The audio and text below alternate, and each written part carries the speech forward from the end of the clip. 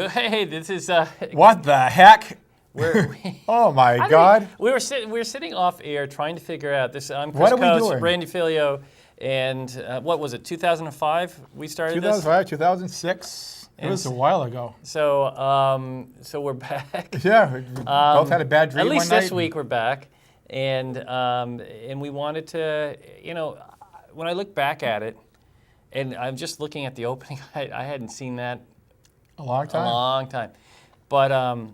We did this because, and I told you the story, last week, is that Lee Perkins at the time really wanted to get more shows on the air. Well, we were the first And show. we were like, and if we remind the viewers, they could watch us Yeah, 21 times during the week back then. And I remember he came to me and he said, "Would you do a half-hour show?" And I said, "I don't know."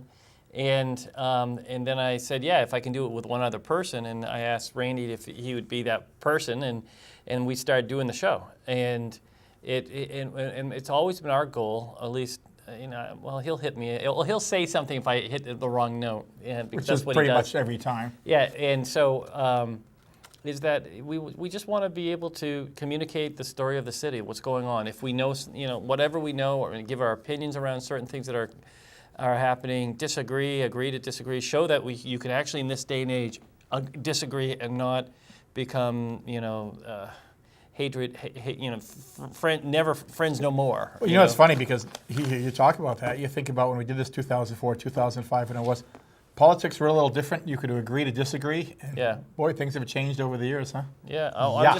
I'm just looking at myself.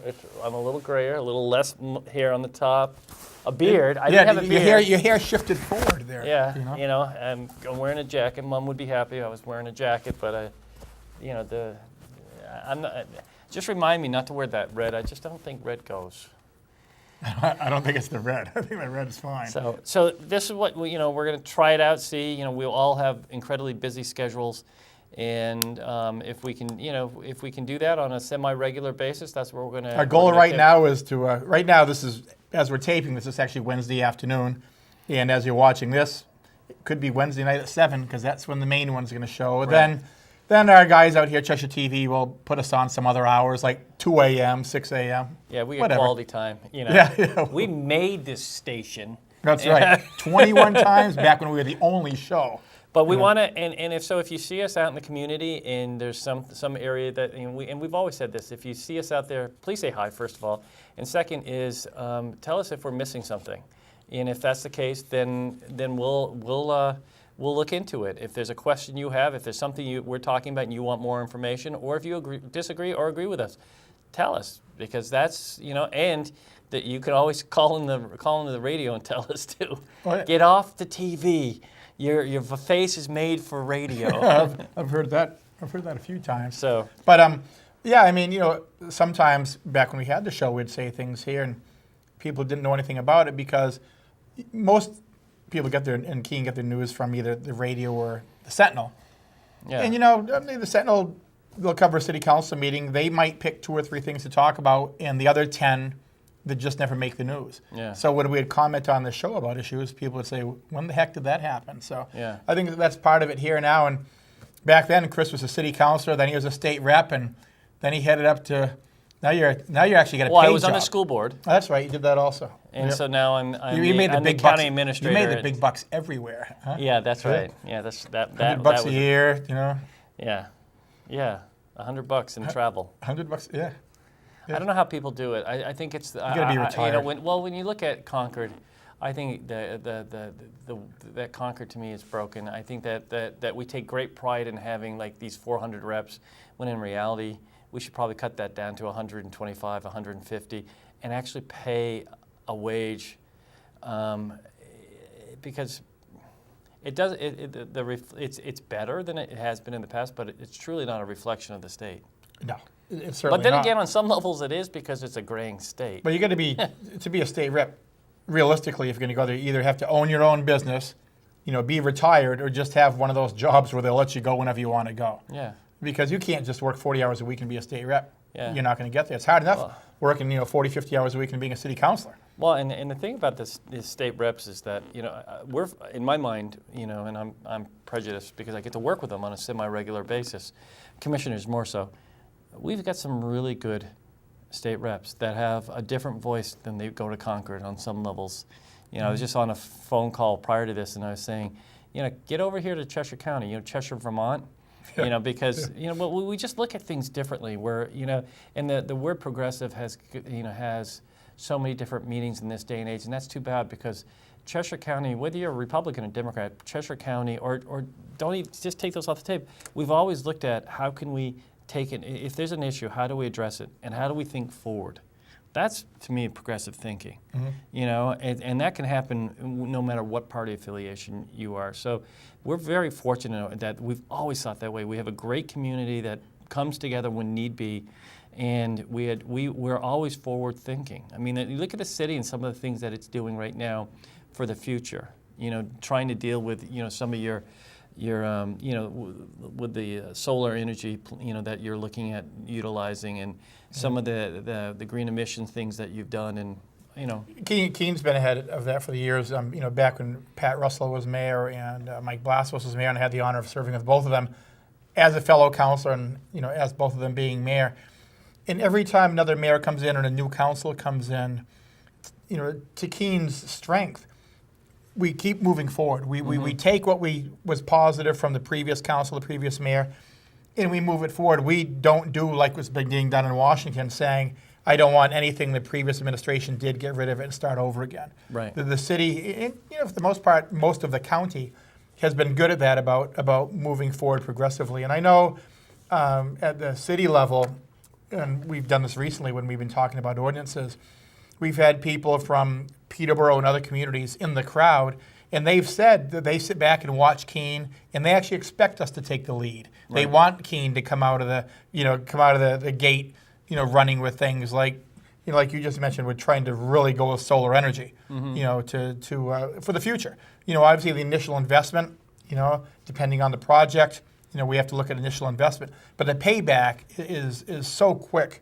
When you go with some of these alternative energy sources, so I mean, time and again, you looked at what some of the things that the council have done over the years. You know, back when we were looking at Blackbrook and the development of Blackbrook, we knew that we had to make a major, at the time, infrastructure. And for those that don't know what Blackbrook is, that's the development that's up on Route 12. You know, going up.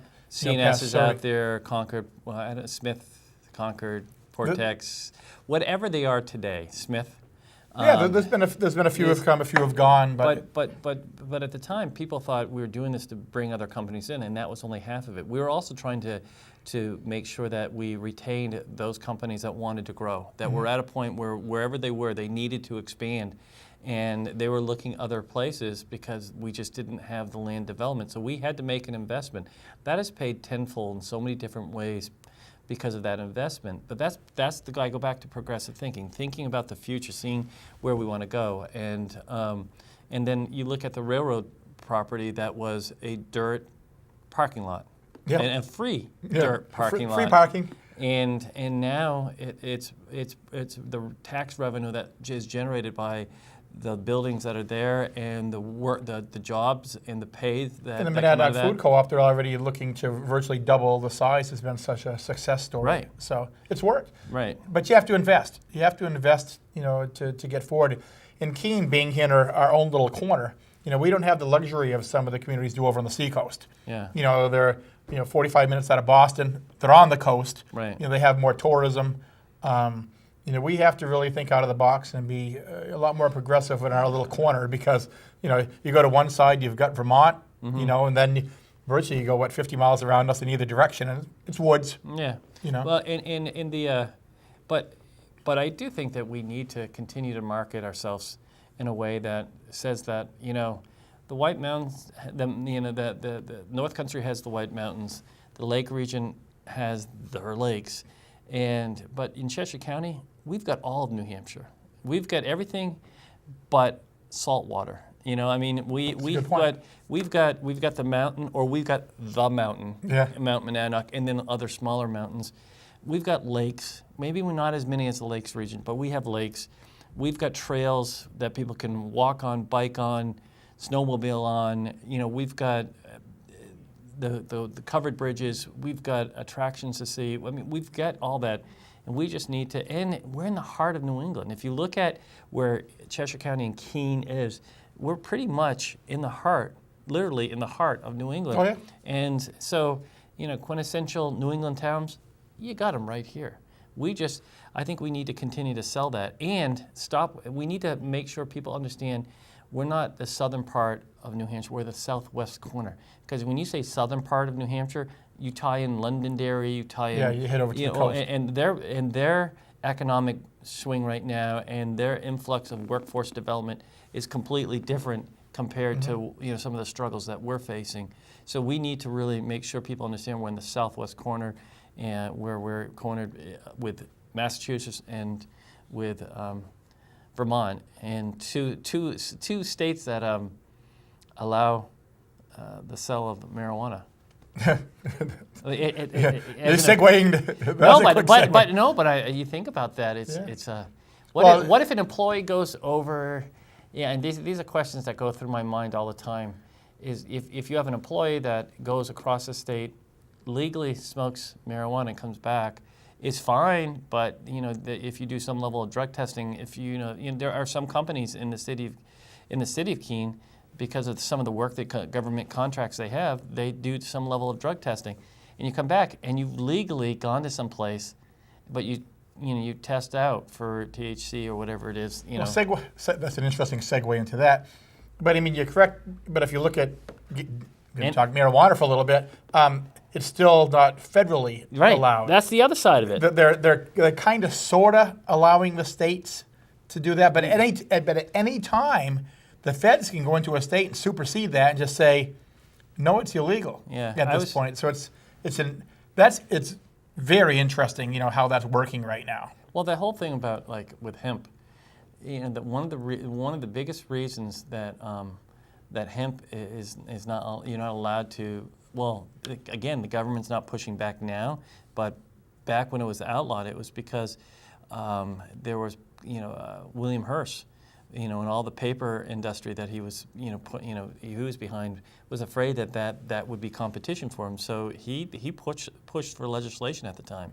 If you look at any legislation like that, if you look at why back in the day, I think it was in the 20s when marijuana was actually made illegal. There wasn't a law on it. 1914. Was it No, 1914. Heroin was outlawed in 1914. Was it 14? It was utilized in many different ways, but one of the biggest sellers were for women who worked all day and their husbands were coming home, and they'd take a little, like a nip, and it wod just smooth out everything, I guess. I don't know. But that was it. They had, I've seen a magazine ad a few years ago that it was that for that moment when you're ready for your husband to come home, and it was like, my God, but up until that point, they say Coca-Cola. Yeah, it originally had Coke in it. So it's just interesting. When you look at the laws like that, you talk about hemp, and when you talk about pot, when pot was made illegal, it was basically, after Prohibition, the breweries and the distillers were coming back. They didn't want competition. Yeah, it was more of that's how it got pushed out. So isn't it, you go back and a lot of that. It's always follows the money trail. Yeah, and it's always some. Like marijuana. What's the difference? And you could get into it. This could be a conversation. We could have people around the table. We'd go round and round and round. But the alcohol is a mind-altering substance. Mm. So is it marijuana. But we in New Hampshire prostitute the ever living out of the alcohol because it's a revenue factor for us to bring in taxes and monies into the general fund, and so it's just Well, I know I got off track. Sorry. Yeah. Well, whatever our track is, it's our first show in a long time. We don't really have a track. We're rusty, so not that we had a clue before. We're winging it as you can tell. I like this little pink hue behind us. That way. That's a nice little touch. Yeah. It shows a sensitive side to us. As you can tell, it's kind of a plain set too. We'll be winging this one for a couple of shows till we get in the groove. But talking about, want to segue into something else. If you're talking about marijuana, and obviously it's not legal in New Hampshire yet. Yeah. The state Senate, the state House have both passed it in the past. It's the governor that it can't get through. But you got Vermont that's allowed it. I don't know if Maine has it or not. I believe they We're have. surrounded. Massachusetts has. So all the borders around us Well, at least medical, have allowed it. is allowed. That's Right. a good thing. So, but 3 states also around us, this will segue into something current, that have the same law, well, close to the same laws where it's legal in different aspects, is that tobacco and vaping products in these 3 states, you have to be 21 in all these 3 states to be able to purchase or sell nicotine products. New Hampshire being the holdout where you can be 18. And obviously that's in our headlines lately where the state has decided that local communities can decide at what age they want to sell and allow to be sold vaping in tobacco products. The state has. The state as you know, Chris, the state very rarely ever allows individual communities to make their own decision. It's usually the state it just dictates, kind of like alcohol. You got to be 21, period. That's just the way it goes. The state, in their wisdom, decided, well, communities can make their own decisions. Dover was the first one to go to 21. Obviously, there's an ordinance before the Keene City Council to bring it to 21. And I also wrote a letter, which Senator Kahn is going to be introducing legislation, that the entire state go to 21. The reason I asked him to do that, or I asked the mayor to do that, and the mayor passed it to the senator, was that you could see communities right now are going to 18 or 21 from 18. And other communities at this point are staying 18. So you've got that border war type of thing. If you look at the 3 states that surround us, anybody that lives within the borders of those 3 states can cross over, or now these 3 states could cross over into New Hampshire. What I'm trying to do with my letter is make sure all the communities are uniform. That if we're going to go to 21, the state goes 21, and then goes to the 3 states surrounding us. Obviously it's got some press. Yeah. Probably the biggest argument against it is people that say, well, 18 is the legal age for a lot of things, so it ought to just stay 18. I think when the laws changed for alcohol, that changed the precedence where 18 wasn't the end all. It was a certain age that allowed certain things. I guess if you look at age, you can be 16 and drive, which kind of when you look at that, that's kind of a strange thing too. You can be 16 and drive, but you can't really be sued till you're 18. So. Well, there's so many. Another story for another day on that one. But that segues too into, like, all right. I mean, let's go with 16 first in driving. Why is it that you can own a car, you can purchase a car, but you don't have to have insurance, so that if that if you hit somebody else, that person's insurance isn't going to be hit because or that you have to go to small claims to get the money out of the person that hit you. Yep. Why is it that they shouldn't have to carry some level of insurance, at least for not even for themselves? If they don't choose to do that, that's their call. But because that if they are going to be heading, driving down the road and for whatever reason they're going like this and they're veering right into a car, that they have some level of insurance so that you're not hit. It's a crazy law. There's crazy nothing, lack of a law. Lack of law. I've never understood that. But somebody at 16 can get behind a vehicle and drive. I think if you're 16, you still have to have insurance somebody- until you're 18. But then when you're 18, you don't have to have insurance. You can vote when you're 18. You can go to war when you're 18. And if you're going to war, if a conflict you're in a situation where they, you have to use your arm, your weapon to protect those you're protecting or yourself, you can do that. You can kill somebody with that. But what because this argument comes up all the time, and I haven't really heard a good argument to it yet of why it is that, and is it a city's right to? I'm not saying, and for those that will stop me in the store and say, don't you understand what tobacco's doing? Yes, you're looking at somebody that's never actually taken a drag of a cigarette, but knows what has watched dear friends, family members die from the cigarette that they couldn't give up because of the chemicals that are in the cigarette. I mean, I get all of that, and I get the whole thing about how they've done advertisement for years and years and years to attract young smokers into the fold so that they have them for the rest of their life. I understand all that, and I also understand the whole vape and how they did the same thing, and had certain names that make it sound like children's things that they would be attracted to. But where is there? I mean, where do you say this is one that we should do, but this one isn't? And do you have and when do you have the right to tell people they can and can't do something like that? I mean, has that been a discussion? And it's all been discussed. Obviously, what you're bringing up has been discussed, at every level. First of all, it's unusual, once again, for us at the city council level to be involved in those discussions, because the state doesn't usually allow us to be involved in those discussions. Yeah, it's usually a state law. We don't usually even have that in front of us. But as you know, it was a local citizen brought it before us. Dover's already done it, where they brought it back to 18. When I first saw the recommended ordinance, my first comment was like what you just said, the whole, if you're 18, you should be able to, to do it. The more that I looked into it, the more homework I did on it, I started to shift back the other way. Obviously, alcohol laws have set the precedence where, you can be 18, but you still have to be 21 to do something else. As far as the argument of, you can go to war, you can be in the military. Well, been there, done that. I was 18 when I went in the military. But also when I was 18, you'd go into a local bar and you'd say, hey, I'm in the military. They'd say, thank you for your service, but you got to be 21 to get in the bar. So it's not something that hasn't happened in the past. We've got a conflicting age. The reason that I personally lean towards bringing it to 21 is the epidemic that the FDA has shown among middle school students vaping right now, that it has been made cool. Do I think raising the age of 21 will eliminate all that? No, it won't. It won't eliminate it, and I'm not naive to think that. But I think at this point, based on what the FDA is saying, and they're coming out with more studies, and I know I've heard a couple of arguments saying, vaping isn't dangerous at all.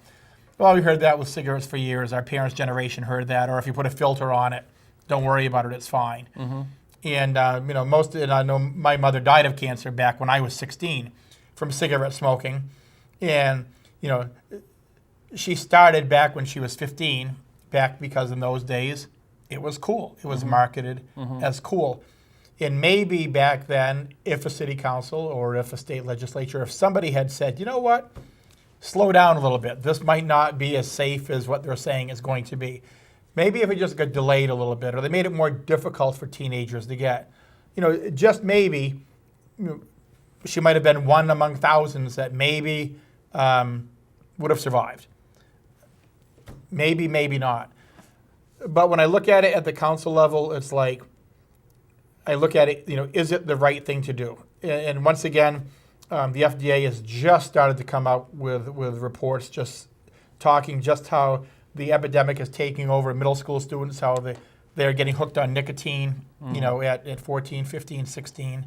And, I'm willing to take a chance here and, go citywide and say, bring it to 21. I fully believe that the state will do this next year, that the state will fall in line with Vermont, Massachusetts, and Maine, and it will be statewide. Especially with the bodies that they have currently. No, the governor will be interested in see. But the governor has a way around not signing something. He can just let it sit on his desk for 10 days, I think it is. And if it's not signed after 10 days, it becomes law. Which I guess segues into another issue as we roll into the governor, Chris. You get a Republican governor completely surrounded with Democrat, House, Senate, and his executive council. That's going to be a very interesting time up in Concord, where, Sununu comes across as being a moderate, I guess, or he portrays himself to be a moderate.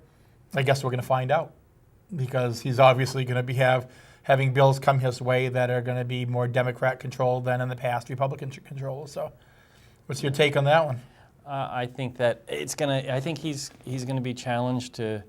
He has on some things shown to be moderate, but some of his choices for commissioners clearly signaled that that's not the case. Some of the issues he pushed forward that actually didn't pass with a Republican body in place, were some of the same type of things you saw across the country that it seemed like was from the Republican playbook of what was they were supposed to move forward. I happen to like Chris on some levels, or Governor Sununu, because I think he's very personable, and he's I've had an opportunity to talk to him a few times. I agree with that. But he's got an executive council that's going to push through appointments and contracts that he's going to have to work with because they have a 3-2 vote. He's got the House, and that's going to have a Democratic body that's going to say this is the direction, in the Senate, which was a surprise to me. I didn't think the Senate. I thought the margin would get closer. But I also didn't know up in the North Country with Jeff Woodburn, what was going to happen there. So that was a surprise to me that it moved the way it did. And so, yeah. So what's the Senate vote right now? Is it? I think it's like 14-11. I think it's closer than. I don't have the exact count on me. I don't have it with me. I can get it for the next time. But yep. But yeah, that will be one thing before we go away from the whole thing with the city council. In the whole vaping and tobacco policy that you've put in place is, there's been some pushback by some city councilors that the city they're not in agreement of sending forward letters or documents to the state on a certain issue. What's your take on that? Because I've always thought you have every right to send. As long as you have a majority of the group of the city council, that you can direct the city manager, or the city council can do it themselves, or the mayor can do it. Send something on behalf of the city saying this is what you're elected by the city, by the citizens of, so you can put a voice. It doesn't mean anything's going to happen with it. It may be it's like, goodbye, But you have every right to do that. I've never quite understood what the argument was on the other side. Well, I think it's usually when a councillor says we shouldn't be writing letters, usually because of something they disagreed with. I think it's just, I just think it's more of a, they're on the wrong side of the vote. But city councils, but some of those people are consistent with what they say all the time. They're saying that all the time. So does that mean that they're not on the winning side of all those? I think if you find the vote, you'll probably find that's more true than not. But I think that's the job of a city council. If you don't like something that the state's doing, if you want something them to go into a direction, that's how you do it. Obviously, we can't force them to vote. The only thing we can do is send a letter and recommend they either do a resolution or they do a state law, and that's what we've done with the vaping issue. Yeah. It's like we've said, okay, we can't force you to do something, but we can ask you to do something.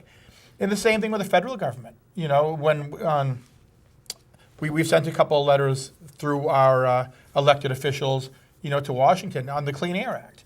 When they were gutting the Clean Air Act, that Clean Air Act affects the country. It affects New Hampshire. It affects Keene.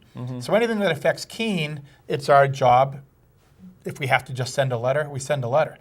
And a lot of times, that's all you can do is send a letter because we don't have any clout over them. Now the state has clout over Keene because it's a home rule state. The state basically just says, okay, this is what we're going to do. And the only option we have is to write a letter or, a comment through the mayor or through our, state reps or Senate to send it back to Concord and say we agree or we disagree and we think it should go in this direction. So any councilor that says we shouldn't be doing that, I think is completely off base. I think we absolutely need to let the state and the country know exactly how Keene feels. Yeah, you had a group come in, a group of people, citizens come in and talk about how they want to see continue to see the city work hard at reducing carbon and making a green city by, I think it was 2035 or something like that. And the feedback I got, because I definitely wasn't there. Yeah, it was a long meeting. It was that a lot of the people that spoke weren't from Keene. And so when those situations occur, and I've been in these too, so I've always if you have 20 speakers and 13 or 14 of them are from outside of the city. Is it an important issue so you move forward with it? Do they convince you to move forward with it? And I mean, how do you take a voice from the outside into the city? I mean, they're utilizing the cities on some level. Right. No, I kind of take it with a grain of salt, to be honest with you. I mean, I'll listen if they're coming in because they're an expert in the area. You know, obviously you'll listen. But, you know, if somebody's coming in from Swansea saying this is how we think Keene should do it, you listen to what they say because they're allowed to. Yeah. And a lot of them work in Keene, and if they have a business in Keene, you know, that's different. But for the most part, if you had 20 people speaking and 19 are not from Keene, my red flag goes up and says, well, you know, where is everybody from Keene? In this last group that came in talking about, you know, clean air and, you know, by 2030 or 2035, whatever it was, most of them were from Keene. I looked around and recognized most of them. Some got up, like I said, that's a case where women got from Peterborough and spoke and just said, you know, we really, you know, we follow Keene, which was good, and I appreciated her comment. It doesn't sway my vote. My vote really is swayed, A, by Keene voters, or if something's obvious. In this particular case, they didn't need 20, I think 25 people spoke. And it was great because it showed, you know, how many people were so committed, you know, to this cause. I mean, I would have voted yes on this if nobody had spoke. Right. I mean, you know, the information's in front of you. It doesn't take a rocket scientist to look down and realize, you know, we need to be following through with, you know, clean air, clean water. And once again, that's why last year, Councillor Clark and I sent the letter out earlier this year, actually, to Washington when they were gutting the Clean Air Act, because this has a direct impact on Keene. Did you send it on behalf of the city, or did you send it was on as behalf city councilors? I mean, how did you do that? It was on behalf of the city. And the city, and the majority of the city council And it supported went that? to, I believe it went to the Senators Shaheen and Hassan, and, you know, I mean, let's face it, it was more of a, you know, ceremonial vote because, you know, it's not going to have any clout other than telling Washington this is how you feel. Yeah. You know, and that's what you need to do. Silence is never an option on these things. You can sit there and say, well, it's not going to make a difference, I'm not going to say anything. But by not saying anything, that's where nothing gets done. Yeah. You know, and then, I mean, you've done politics for a long time. How many times will somebody say, well, you know, we didn't hear your comment on it, or, you know, nobody said anything. It'll be the same thing when people call and complain, or they'll complain on social media. It's like, when was the last time you were at a council meeting? When was the last time you said anything about it other than on social media? And I was like, never. Well, squeaky wheel gets the grease. You know, you want something done, you have to say something. So, What are the priorities for the city? I think, you know, it hasn't changed a lot since you've been on there. As far as we know taxes are too high, and we're struggling. You know, obviously, I think one of the issues that's always been tough with Keene is getting new industry in here, getting new industry to come into the southwest corner. We have great industries here. There's no doubt about it, but we're not always the first place they look, because one of the things they're looking for, you know, is workforce, and we need to show them. And I actually heard Ted McGreer on the radio the other day, who owns Ted Shoe, and he spoke very eloquently about that we need to get together, and I'm looking forward to doing this with Keene State, with Antioch, in bringing them more into the fold, especially with our new president of Keene State, who's a complete breath of fresh air. Melinda Treadwell? Yes, and show, you know, industry that, and get the word out there that we do have a workforce. We have an educated workforce right here in all of our colleges. They're ready to go. We need to keep those, you know, 20, 21, 22-year-olds here while they're here, instead of they graduate and they move out of Keene, they move out of the area to take jobs. You know, we need to get more industry in Keene. The battle right now, Chris, is keeping what we have, because you can imagine how many communities would like a CNS in their backyard. You know, you remember the days when we were trying to get the headquarters over here from Brattleboro and succeeded.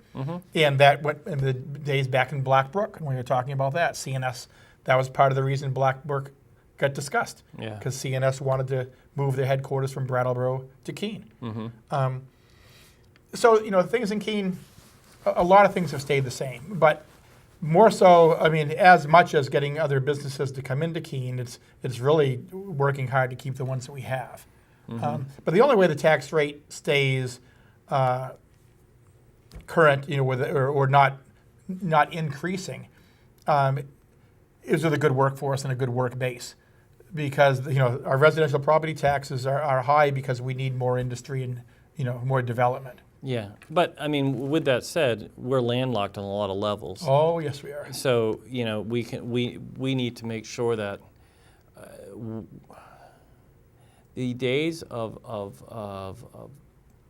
privately owned, local privately owned companies is not something that's common. I mean, even with CNS, we're very fortunate to have that. That's what I mean. CNS is kind of a Timken, Markham, all these, and rightly so. Remember Kingsbury? Kingsbury, they were a locally owned company that through the years have changed hands. Now they're nationally, internationally owned, and we're very on some levels, like with the Timken family actually they come into Keene on a semi-regular basis because their foundation is constantly giving back to the community. That, in this day and age, we are very fortunate to have that. Markham continues, because of the fine tradition the Putnam family started back many years ago. They continue to give back to the community. That's good. But that's one time. Is that one time removed? And what would happen if one time more out? And do we, and we don't have the workforce, an adequate workforce right now to meet the needs. We do need to do whatever we can, and it's not just 18 to 25s. It's young families. We have right now a glut of and with Hillside Village opening up, and with the build out of the college of some of these Arcadia and some of these other, you have some of this first time homeowner opportunities. Look at what's happened with Wheelock. Wheelock was a school that had, they had the preschool, and then they had the kindergarten through 5th grade. And they had the kindergarten through 5th grade, they probably had 125 students there. And then they had another 70 or 80 preschoolers that came in throughout the week. Now the preschool's gone. It's out at Jonathan Daniels. Right. And when I was down there for the opening of the playground, that has over 200 children in the school right now. And I have to believe a lot of it has to do with the rebirth of some of those houses along the Adams Street corridor, the Baker Street corridor, that the Colby Street corridor, some of the, that may have been college housing that now, that people, and a lot of times it's somebody from Connecticut or Massachusetts that buys a house for the 4 years. And then after that child graduates from Keene State College, they continue to have college kids because now it's a revenue source, right. And they don't keep a close eye on it. But now it's back with, some of those homes have become single, the first-time buyer homes, the young family homes, and that's a good thing for that area, especially with some of the vision that the city has with the mixed use along the Marlborough Street corridor. So I'm excited by that. Well, a lot of that too is, Keene State, obviously for various reasons went from about 5,000 students to 3,500. So that pulls some of the students off the neighborhoods. And like you said, Arcadia Hall, all these. What are they called in the chicken coops? The other ones over by across from the pub. New England, what is it?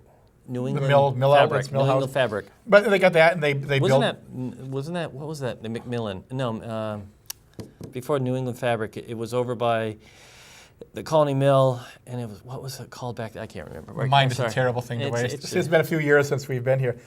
But what you're saying is, Chris, yes, a lot more housing has become available to college kids, which pulls them back from the neighborhoods, puts houses back on the market that families can live in again. Yeah. That's what you were trying to say. That's what I was trying to say. But that's exciting because it rebirths that. But we need to have jobs. We need to have jobs for these people. And I believe there are jobs. I believe that and I think that when I was on the school board, we worked really hard to start thinking about having a child who's graduating from Keene High School life ready, not college ready. Life ready. Right. Doesn't mean that we're not preparing them for college. And college isn't, back, when we were going through, when it was 4 years college. No, it can be 4 year, it can be 2 year, it can be tech school, it can be whatever, whatever works for you. It can also be that we have people that have internships in manufacturing that they're working, and when they graduate, they continue to work, and maybe the companies will help them go to college, but now they have somebody that's really going to work with them, learn the company, learn the work that needs to be done, because if we don't have the workforce here in this area, then the companies can't get their product out. If they can't get their product out, then they have to go someplace where they can. And that's what Keene should be really worried about. I know there's 100 million things that we can focus on, but if companies can't get their product out, then that is going to put at risk, companies staying in this community. Absolutely. It's one of the reasons that, and you were back on the council back then, when there was serious talk about the airport. Do we really need it? Should we shut it down? It was gaining momentum that, and CNS came forward and said, oh, by the way, if we're going to stay here, we need the airport. Well, that was one of the pushes that helped, stop that talk. And the airport, for people that don't realize it because they never use it, is vital to Keene. It's not. It's vital to Absolutely. the region. Well, absolutely, it's vital to the region. But Millipore has people coming in to the airport, flying in. Timken flies into the airport. I mean, there's private schools that have students that come in from Minnesota and New York and wherever on their parents' jets that are going to these private schools that land here. They do. There's you guys you brought on former county administrator Jack Wasmack and drug czar Jack Wasmack, and now county commissioner Jack Wasmack. You brought him on to really help start developing the vision of that. And it's probably the healthiest I've seen it in years down there. I was just down there yesterday. It looks great. The restaurant, it was busy. There was people actually flying in while I was there to go into the restaurant to get something to eat and then to get in their plane and fly back out. Yep. I mean, it's if you come a long ways. You look at the rental space, they look updated, they look great. They're, from what I understand, they're just about 100%, if not 100%, rented out. And so, I mean, you knock on wood, that portion of it's not just CNS, but CNS played a critical point. But for the region, that plays that's an important thing. It's the third largest airport runway in the state of New Hampshire. Yep. And it to the point where they probably haven't been to the airport in years. Where Air Force One, if they had an emergency situation, they could land at Dillon Hopkins and we've been International down Airport. We've been down there when Air Force One has landed a couple of times. Yeah, and so I think we're very fortunate, and I don't think it's, in my mind, it shouldn't be a question, and so. Well, at this point, it really isn't, because it's actually turned that corner where people speak just favorably of it, and rightly so. Another thing with City Council, obviously, and once again, similar to when you were on, is keeping downtown Keene strong, because when a community the size of Keene loses its downtown, it's over. We can go to and I've said this, you go to downtown Laconia, downtown Claremont, and I picked on them in the past, and I'll pick on them now because they never got it back. Mm-hmm. They're just virtually abandoned downtowns. Yeah. Now, downtown in Keene, over the past decade definitely has changed, where it's gone from mostly retail and some eateries to virtually mainly eateries and some retail. And that's the way it's gone. Retail's not what it used to be, not with the Amazons of the world out there. Yeah. So, it's a battle of, making sure we keep downtown, updated, well lit. We just, redid the parking lot down there. The Colonial Theater is the anchor for downtown. That's the anchor. Colonial Theater fills up for a show, a couple times a week or at least once a week. The hotels fill. The hotels fill. The restaurants fill. The restaurants fill. People shop retail. So, But it is, but I will say that the beauty and health and vibrancy of the downtown, and I think one of the best additions that has happened recently is the Soul Emporium, because it's something different that people can go into and they can find a knick-knack. So this is a shout out to Brandy. Actually, I've texted her a couple of times here recently, and my wife and I go into her shop and just she has a couple of teas there. My wife likes tea, and go in there, and what with you're right, Chris, because lately it's been shops leaving downtown, and then it stopped, and now Brandy comes in and fills a hole. Well, and before that was a bicycle shop. The old apothecary. Yeah, the 360, I think it's 360. 360 bikes, yeah. And Beast Tees, and before that it was Ted's, and Miller Brothers has been there for, and we have great eateries. And I hear the TD Bank has an offer right now. So yeah, they do. That's what I've heard, that they have an offer. It's not 100% completed yet, but the TD Bank downtown, which doesn't look empty because it still looks like it's a TD Bank, that's a big square footage area. So I hear they have an offer on the table, and that could be the next large business, empty business getting filled. Mm-hmm. And as you know, when one fills, the other fills, it starts getting momentum again, where people want to locate downtown. If Ingenuity could get filled where Ingenuity used to be, right? And I know that Dory's working hard on that one. Yep. But it's just. You get concerned when you start seeing. I understand it goes through cycles, but it doesn't help when And so I think you look downtown. It's great. It's great that you made the investment around the downtown coordinator. I think it's important. I look at it as that Keene needs to be healthy as a whole for the county to do well, and downtown needs to be healthy for Keene for Keene to be healthy. Mm-hmm. So and within the Keene being healthy, there's all the other companies that are in there too, that are throughout the region, CNS and Timken and those that we've already mentioned. But so if Keene is healthy, the county is healthy, and and at the flip side of that is I work hard with my work to make sure to see what we can do to have the county healthy. Mm-hmm. Because a healthy county is a healthy Keene. Well, obviously, yeah. And we feed off each other. No, it's and definitely there's got to be this relationship. And that's what, kind of going back to what you said before, with people from other communities came to the council meeting the other night and spoke up. And they spoke up more of a community as a county, because they realize how Keene goes, the county goes. Mm-hmm. If Keene struggles and fails, the county goes rapidly. Mm-hmm. So no, there's no question. And you say that downtown is the anchor. Is the anchor it's one of the I see it as one of the anchors. I see Keene State College as downtown's one of the downtown's biggest anchors, it's because biggest asset because it has so many kids spending money. And also because of the beauty. Yeah. I mean, the Keene State College, a year and a half ago, you guys were at a crossroads. I think you're in a better position now, and is because of now President Treadwell. Melinda Treadwell, but also the Chancellor was over here, days on end, weeks on end, months on end, making sure, because he knew that Keene State College plays a critical role in the university system. But there was real concern. We had hit on some levels rock bottom for many reasons. The biggest reason isn't the Pumpkin Fest. I don't care what anybody says. It didn't help, but it isn't. It's that families are not having as many kids. College is getting more expensive. Kids don't want to carry that debt. I mean, there's a litany of reasons why.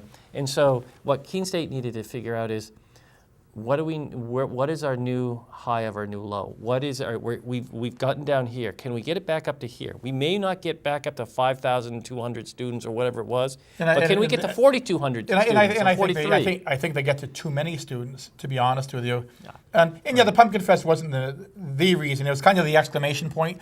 It was the worst timing for Keene State to have a bad event happen like that. Because like you said, it was a perfect storm. Colleges are more competitive trying to get the same students. Yeah. It was just it's just a perfect storm of a lot of things at the same time. The wrong president at the wrong time also. And so, but I feel very confident now, more than I have in years, around where Keene State is and where it's going to move forward. Oh, no question. Knowing that there's still going to be bumps in the road, and people need to understand that, but that they're on the right path, and and that they've taken and tightened up their belt financially, and that meant some people that had been there for some years, had an opportunity to leave early, and because they had to figure out how to survive, and that's what you have to do sometimes. Yeah, you can't. And for those that say, didn't you still hear the comments? Oh, just get rid of the college. Well, right now it's about 3,800 students. They spend their money. Mm-hmm. And the parents come in and spend the money. Yeah. And the salaries that everybody at Keene State makes, that money gets back into the community. Keene would be in deep trouble without Keene State. Yeah. And I don't think some people realize just how much Keene State contributes to the community. Yeah, Yeah, I mean, you have the issues, of loud kids, but it comes with the territory. You go to Claremont and you see a city that has a skeleton of possibilities, but it doesn't have a base like Keene State College. Not at all. And I've actually, I'm friends, good friends with the county administrator up in Sullivan County, and he has said, Claremont and Newport are miles apart, just miles apart, and both of them have struggled, but it's because they don't have that one thing. Right. Keene State gives us a base to work off of. It gets and it's not just students; it's cultural. It gives a vibe about the community. Would we be as artsy in this community if we didn't have Keene State here? I don't know. I would hope so, but I don't know. And so I say that's another core. I think the quintessential beauty of downtown, and I have to say I question, and you're not going to like this, but I question this year I feel like you guys are cutting. It hasn't been maintained on the level that I thought it would be. And you guys invest downtown. And I think, and I don't think it's the individual who's doing the work downtown. I don't think it's that. I just don't think, that for whatever reason, it's not the same to me. And you guys did this big study, and nothing has come of it. And so I don't understand. What is the next step for downtown? Because are you just you don't want to spend the money right now because you're trying to not create more debt? You did the Mohawk up Court Street. I still don't understand that. The paving, we call it the Mohawk because you didn't pave the outside. You only paid the middle. You painted the Optical Ave. You didn't repave it. You painted it. And I'm wondering if there's a different philosophy now, and that it's sort of like a few years ago when when the decision around plowing occurred, and it was like instead of and I understand this, you went from every half-inch plowing to an inch or whatever it is the decision was. I don't know if that's exactly it, but you know what I'm saying. It was they were going to wait a little bit longer, and I don't have a problem with that. I think that made sense. But is that the same philosophy you're using with paving now too? No, I don't think so. I'd have to actually look into it, Chris, to see what the schedule is for paving. You're my city councilor. For paving down the road. No. But as far as downtown goes, I mean, the study, I was opposed to that, and I argued that study should be done in-house. Every time you do a study like that of somebody coming in and looking at downtown Keene, what do you think we should do? They always come up with this big pie-in-the-sky ideas that you'll never use. And this group did the same thing. We have enough expertise in-house, in my opinion, to save money about what to do with downtown. Downtown just needs tweaking. In my opinion, it doesn't need a complete overhaul. We need some better lighting. I think the lighting is poor. The lighting on the crosswalks is poor, which at least I advocated, and they actually listened, and we have some small spotlights on the crosswalks right now. I think it's a small thing, but it makes a big difference. Well, it does. And as you know, I argued for months against those red brick crosswalks because at nighttime you can't see them. Well, my problem, but it took forever you knew you had a problem, and you ended up getting something that you don't want. Something that I didn't want. Well, right, but I understand that. But until you guys could decide that, you had like these. I mean, you had to cross Main Street from Pedraza's over to Miranda's Veranda. You had bricks upon bricks upon bricks, and it was like you had to walk on the outside. Funny, you couldn't walk on the sidewalk. It's one of those things that if you go back years when I first got elected council, I have been arguing crosswalks for years. That it's almost like trying to create a new mousetrap. It's like you don't need to do it. White reflective paint is what you use for crosswalks. We've done cobblestones, we've done painted green brick, we've done painted red brick now. And, the argument is, well, it's prettier. Well, crosswalks aren't made to be pretty. They're made to be bright and efficient. Yeah. I mean, my argument is, what do we do? Take manhole covers now and paint them gold? There's reasons. There you go. There's reasons for things. Obviously I was on the short end of the stick, and, as far as city issues go, I guess it's a relatively small one. But, hey, these red crosswalks, they cost more to do, and they're not as safe. Yeah. So that was my argument against it. But But you have, and then you look at the rebirth of Roxbury Street. I mean, it's amazing. It's just amazing what MoCo's done with the massive building that the builder's doing with all the apartments back there, with green energy, with Hannah Grimes, and it's just a whole rebirth of that whole street. And the little shops, what people miss is that little shops next to 21, that people can go into. That's a good thing. That's a healthy thing. Some of the side streets going up, what is it, Dunbar Street, Ralston Street, some of the streets going Ralston Street. Some of the streets going off downtown now are really getting built up nicely. And I hear that there's a real plan for Gilboa Ave in the future. And if that comes to fruition, that would be exciting. And it's not building. We've had a few come and it's go not. on It's Gilboa not Ave. the big $18 million Keene State College indoor field Facility, house yeah. that You they were remember that going to one, invent. Yeah, You were there. that's not that. It was. But it's interesting. And if that comes, it would be a nice tie-in, But I think I think overall, you're right. I'm really picky. I'm really. And it's easier to be picky when you're on a different board. Yeah, but it's. I get things about the county too, but we're running out of time, so I'm not going to have time to complain about it. You don't. You planned nothing. it. You nothing. You planned it for the county.